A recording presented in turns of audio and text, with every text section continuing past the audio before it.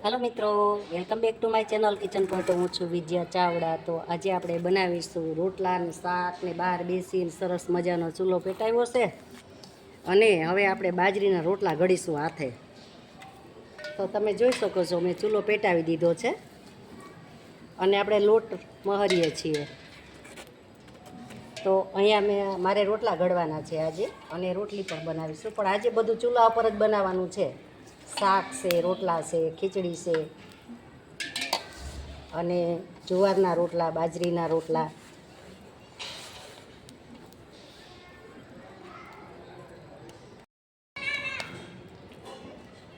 તો આપણે લોટ મહરાઈ ગયો છે અને તાવડી પણ આપણી આવી ગઈ છે અને તપી ગઈ છે। તો રોટલો આપણે ઘડી લઈશું।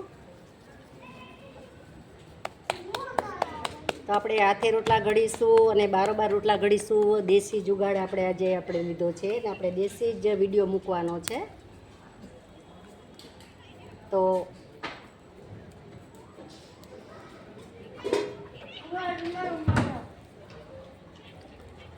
જો આ મેં ઢાંકણી વાળી છે રોટલાની, તો આ ઢાંકણી આપણી બની ગઈ, તમે જોઈ શકો છો। હવે આપણે રોટલો ઘડીશું। તાવડી સરસ રીતે આપણી તપી ગઈ છે। તો આપણે નાના મોટા જેવા ગળો એવડા ચૂલા ઉપર આપણે રોટલા બનાવી શકીએ। ગેસ ઉપર તો એના ગેસની તાવડી હોય એવડા માપના જ ઘડી શકીશું। પણ અહીંયા નાનો અને મોટો બે રોટલા તમને બતાવી દઉં છું। તો આપણી તાવડી તપી ગઈ હોય કઈ રીતે ખબર પડે? તો આપણે જો આમ ખ્યાલ ન આવે તો આપણે થોડોક લોટ બાજરીનો વેરી દેશું, તો જો એમાંથી ધુવાડા નીકળે એટલે સરસ આપણી તાવડી તપી ગઈ। હવે એને આપણે મોહતાથી લૂછી નાખશું અને રોટલો આપણે એમાં નાખી દઈશું। તો આપણે રોટલો નાખી દીધો છે, હમણાં ચડી જાય એટલે એક પડ આપણે વારી લેશું। એક પડ ચડી ગયું છે તો વારી દઈએ, તો સરસ મજાનો રોટલો ચડી ગયો છે। હવે આપણે બીજો રોટલો મહરી લેશું। એક રોટલાનું પડ આપણે ચોડવી લઈએ, પછી બીજો રોટલો આપણે મહરવાનું ચાલુ કરીશું। તે રોટલો થઈ જાય ત્યાં સુધીમાં આ રોટલો મહરાઈ જાય, ચડી જાય ત્યાં સુધીમાં। આજે આપણે શાક પણ ચૂલા ઉપર જ બનાવવાનું છે। રોટલા બની જાય પછી શાક વઘારીશું।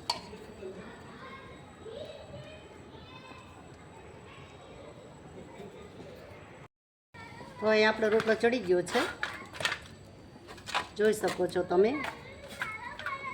તો નજીકથી તમને બતાવી દઉં કે રોટલો સરસ ચડી ગયો છે। હવે બીજો રોટલો પણ આપણે ચોડવી લેશું, તાવડીમાં લઈ લેશું। તો તમને થોડુંક ઝાંખું દેખાતું છે કારણ કે દી આથમી ગયો છે અને આપણે સંધ્યા ટાણું થઈ ગયું છે, તો થોડુંક ઝાંખું દેખાતું છે કારણ કે લાઇટનું અંજવારો બારોબારી રોડની લાઇટ ચાલુ છે ત્યાં આપણે રોટલા ઘડીએ છીએ।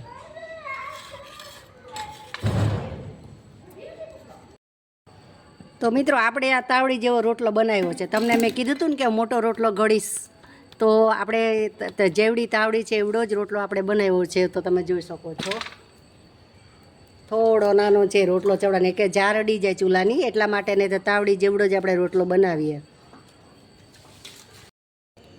તો અહીંયા આપણા રોટલા પણ બની ગયા છે અને રોટલી પણ તૈયાર થઈ ગઈ છે। તો જોઈ શકો છો વણેગી રોટલી પણ આપણે ચૂલા ઉપર જ બનાવીશું। તો અહીંયા રોટલી આપણે બનાવી લેશું બધી।